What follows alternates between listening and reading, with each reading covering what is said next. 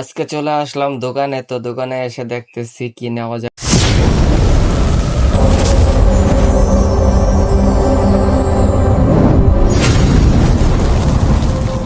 কি নেওয়া যায়। তারপর নিয়ে নিলাম দুইটা রেড বুল, একটা মামার জন্য একটা আমার জন্য। তো দুইটা রেড বুল নিয়ে নিলাম। মামা ওইদিকে মুড়ির বস্তা নিয়ে আসে, তো মুড়িটা মামা আগে নিয়ে নিয়েছিল। তারপরে এই পাশে আসতেছি, মিনুম দেখতেছি, এগুলা বলা হয় মিনুম। তো বাংলাদেশে যেমন আরসি বলে, এখানে বলা হয় মিনুম। তো এখানে মামা বলতেছে রেড বুল খাবো না, তো অন্য কিছুটা খাবো। তো মামারে বললাম কোনটা খাবেন, আপনি চয়েস করে নেন নিজেরটা নিজেই, যেটা খাইতে পারেন সেইটাই নেন। পরে মামু এই সাইডে দেখাইতেছে এগুলা কি, পরে বললাম যে এগুলা হচ্ছে কফি। এগুলা সেম দাম একটাই, 1 টাকা 20 পয়সা 30 পয়সা এরকম দাম। তারপরে বলতেছে যে আচ্ছা এদিকে আসি, তো এদিকে এগুলা কি। পরে বললাম যে এগুলা খাইনি, তো আমি জানি না কি ছিল। তারপরে মামা বলতেছে যে আচ্ছা আমি রেড বুল চেঞ্জ করে নিব। তারপরে বললাম যে আপনি তাহলে চেঞ্জ করেন, যেটা নিতে পারেন আপনার পছন্দ মতো নেন। তো নেওয়ার পরে এদিকে আসলাম চানাচুর নেওয়ার জন্য, যেহেতু মুড়ি নিচ্ছে, মুড়ি ভর্তা করতে হইব। তারপর চানাচুর খুঁজতেছি খুঁজতেছি এদিকে এদিকে ওইদিকে, তো পাচ্ছিলাম না চানাচুর কোথায়। তারপর বাইরে জিজ্ঞাসা করলাম যে চানাচুর কোথায়, বললো যে এই পাশে। তো এখান থেকে আসার পর চানাচুর নেবো এখন, তো চানাচুর কোনটা নেবো এটা নিয়ে টেনশনে পড়ে গেছি। মামারে বললাম মামা চানাচুর কোনটা ভালো।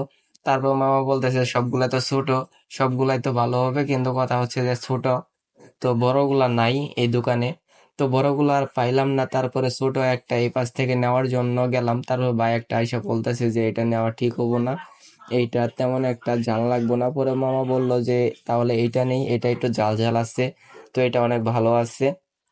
তারপর আমি এখান থেকে একটা চানাচুরের প্যাকেট নিয়ে নিলাম দেখে। তো নেওয়ার পরে এই পাশে দেখতে আসছেন যে নিচে অনেকগুলা, এই পাশে সাবান, আর এই পাশে ফ্রিজ আছে, একটা ফ্রিজে অনেকগুলা গোস্ত মাছ রাখা আছে। তারপর এই সাইড দিয়ে গলিতে ঢুকতেছি একটু দেখার জন্য, তো এই দেখেন কি কি আছে দোকানের ভিতরে। সব ধরনের জিনিস আছে এখানে, আর প্রত্যেকটা জিনিসের দাম দেওয়া আছে। এগুলা হচ্ছে বাদাম, আর এই নিচে হচ্ছে এগুলা ডাল। আর এই পাশে হচ্ছে তেলে বোতল, লোশন, ইটি সবকিছুই আছে। এই পাশে মামা বলতেছে তো আমি কটন বাড নিব কান খুঁচানির জন্য, তো পাওয়া যাচ্ছে না কটন বাড কোথায়। তারপরে এই পাশে আসলাম, আসার পরে দেখি যে এই সাইডে কটন বাড। কটন বাডের দাম হচ্ছে 1 টাকা 20 পয়সা, 1 টাকা 2 টাকা এরকম ভাবে দাম দেওয়া আছে, প্রত্যেকটা পণ্যের গায়ে দাম দেওয়া আছে। তো এখান থেকে মামা বলতেছে যে কটন বাড তো বড়গুলা নিব না, ছোটগুলাই নিয়ে নিব। তো আচ্ছা ছোটগুলাই নেন। পরে মামা নিয়ে নিল ছোটগুলা।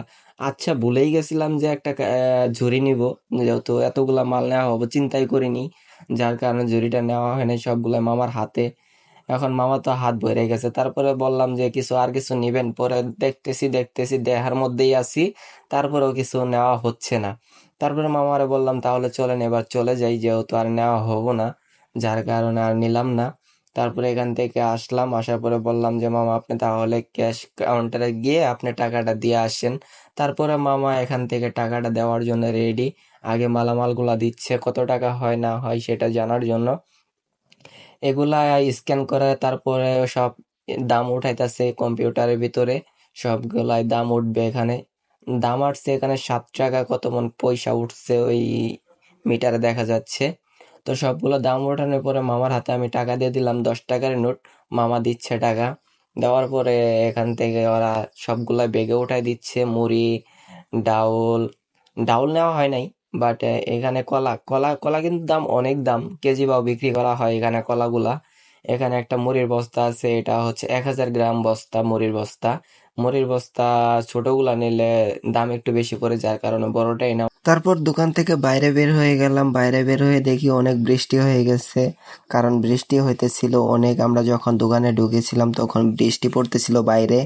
তো বাইরে এসে দেখি বৃষ্টি কমে গেছে। তারপর মামার হাতে সবকিছু মুড়ির বস্তা সস্তা নিয়ে, মানে কি কমো, পুরা বাংলার মতো লাগতেছে, যেমন বাংলাদেশে বাজার করে বাড়ির দিকে যাইতো ঠিক সেম সেরকমই লাগতেছিল মামারে। এমন ভাবে হাঁটতেছে যেন বড় তারাও পুরা শুরু করে দিছে, কখন বৃষ্টি আবার নামায় দেয় ঠিক নাই, যার কারণে এত জোরে যাওয়া হইতেছে। পরে মামার বললো যে মরিচ শেষ হয়ে গেছে, তো আমার মরিচ নিতে হবে, যার কারণে বললাম তো এখান থেকে মরিচ নেওয়া যাবে না, তো চলে না ওই খোলা দোকানে যাই, খোলা দোকান থেকে মরিচ নিয়ে চলে যাব। পরে খোলা দোকান দিকে যাওয়ার জন্য রওনা দিচ্ছি। এখন যাব খোলা দোকানে, যেমন বাজারে বিক্রি করে দোকান আছে এরকম খোলা দোকান আছে এখানে। আর ওই জায়গা থেকে নিলে প্যাকেটের ভিতরে সুন্দর করে সাজায় রাখছে ফ্রিজের মধ্যে। ওগুলা মরিচের দাম বেশি, যার কারণে ওখান থেকে নিলাম না। এখন যাব খোলা মরিচের ওখানে, ওখান থেকে খোলা মরিচ নিব কিছু টাকার। তো যায় দেখি কত টাকা নেয় না নেয়, কত দাম, কত করে কেজি।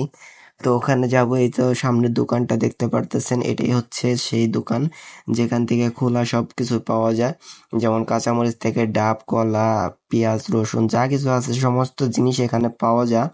এখান থেকে নিয়ে নেব হচ্ছে, আগে নেব মরিচটা আগে নিয়ে নেওয়ার পরে আপনারা দেখতে থাকুন। শুধু এখান থেকে শুধু মরিচটাই নেওয়া হবে।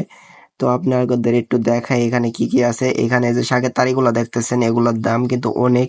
এই 1 তারি 3 তারি ওখানে 1 টাকার মতো 1.5 টাকার মতো এরকম দাম নেয়। আর কাঁচামরিচ এখানে দাম হচ্ছে 10 টাকা কেজি। তো মামারে বললাম 2 টাকা নিয়ে নিতে, তো মামা 2 টাকার কাঁচামরিচ নিয়ে নিতেছে। মামা ভাষা বুঝে না, যার কারণে আমি বলে দিয়েছি যে 2 টাকার কাঁচামরিচ চান, 2 রিঙ্গিত চেলি, এরকম ভাবে বলে দিলাম। তো মামা বলতেছে বইলা টাকা দিয়ে জিনিস নিচ্ছে। আর আপনাদেরকে আমি এদিকে একটু দেখাই কি কি আছে। পরে আমি মানিব্যাগ থেকে 2 টাকা বের করে মামারে দিতেছিলাম। তো দেওয়ার পরে বললাম যে আপনি এই টাকা দিয়ে বের হন, আমি বাইরে বের হয়ে যাই। তো আমি বাইরে বের হয়ে আসলাম মামারে টাকা দিয়ে। তো মামা এদিকে টাকা দিয়ে বাইরে চলে আসতেছে। এখন যাব বাসার দিকে প্রবীণ, তো বাসার দিকে খালাতো ভাই আমার প্রবীণ, সে আমার বাসায় শুয়ে আছে। বললাম চল বাইরে যাই, যাবে না। তো তার রেখে আমরা চলে আসছিলাম দোকানে।